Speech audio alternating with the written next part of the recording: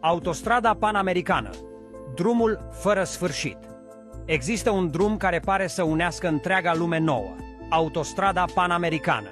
Este considerată cea mai lungă autostradă din lume, cu peste 30.000 de kilometri.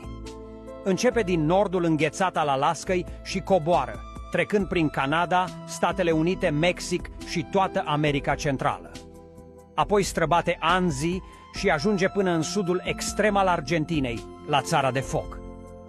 De-a lungul traseului, peisajele se schimbă dramatic, de la tundră arctică la jungle tropicale, de la deșerturi nesfârșite la vârfuri muntoase. Este o călătorie prin culturi, clime și istorii diferite, toate unite de o singură șosea.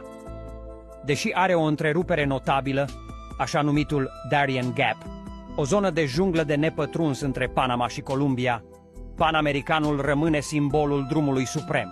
Nu este doar o autostradă, ci o punte care arată cât de conectat poate fi continentul american.